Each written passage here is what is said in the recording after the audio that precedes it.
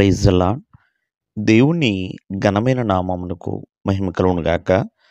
ప్రభువు పేరట మీ అందరికీ హృదయపూర్వక వందనాలు. ఈ ఉదయకాలము దేవుని వాక్యాన్ని విందాం. కీర్తనలు 132:2. అతడు యెహోవాతో ప్రమాణపూర్వకముగా మాట ఇచ్చి యాకోబు యొక్క బలిష్ఠునికి మొక్కుబడి చేసెను. ప్రియులారా, భక్తుడైన దావీదు మరి దేవునికి ఒక మొక్కుబడి చేసుకున్నాడు. ఇది మొక్కుబడి కాదు, కానీ దేవునితో ఒక బలమైన వాగ్దానం చేశాడండి. అంతేకాకుండా తనకు తానుగా ఒక దృఢమైన తీర్మానాన్ని తను చేసుకున్నాడు. ఏంటి దావీదు యొక్క తీర్మానం ఏంటి అంటే, దేవునికి నివాస స్థలము అంటే దేవుని యొక్క మందిరము కట్టేంత వరకు, ప్రియమైన వారలారా, తన యొక్క ఇంట్లో నేను ప్రవేశించను అంటే దేవునికి నివాస స్థలము ఏర్పాటు చేసేంతవరకు కూడా మరి దావీదు తన ఇంట్లో నేను ప్రవేశించను అంటున్నాడు. నేను పడుకునే మంచం మీద నేను ఎక్కను అంటున్నాడు. నా కన్నులకు నిద్ర రానియును, నా కనురెప్పలకు కొనుకుపాటైనా రానియను అని దేవునితో ఒక బలమైన దృఢమైన ఒక తీర్మానం చేసుకున్నాడు.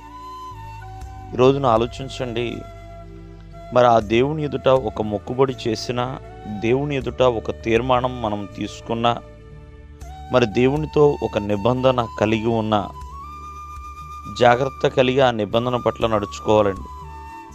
దావీదు ఆ మందిరము కొరకు సమస్తమును కూడా ఏర్పాటు చేశాడు. దావీదు యొక్క కుమారుడు సొలొమోను ద్వారా ఆ మందిరము నిర్మాణము జరిగి ఉన్నది. ఎందుకంటే దావీదు ఖచ్చితంగా నిర్మించాలనుకున్నాడు, నిర్మించాడంతే. ఈ ఉదయకాలం ముందు ఆలోచించండి, మీరు తీసుకున్న తీర్మానం పట్ల ఎలా ఉంటున్నారు? మీరు చేసుకున్న మొక్కుబడి పట్ల ఎలా జీవిస్తున్నారు?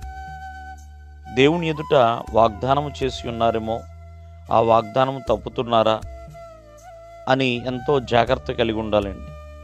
ఎందుకంటే ఎప్పుడు కూడా దేవుడు తన నిబంధన మరవడండి. అలాగే దేవునితో చేసిన నిబంధనలు కూడా ఎప్పుడు కూడా మరవకూడదు. ఎప్పుడు కూడా చాలా జాగ్రత్తగా మనం ఆలోచించి ముందుకు వెళ్ళాలి.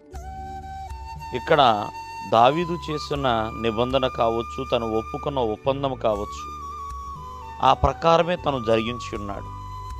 కావున ప్రతి ఒక్కరూ కూడా దేవునితో చేసిన వాగ్దానం పట్ల మరి ఎల్లప్పుడూ కూడా ఆ వాగ్దానంలో నిలిచిన వారిగా జీవించాలి. దేవుడు మిమ్మల్ని ఆశీర్వదించును గాక. ఆమేన్.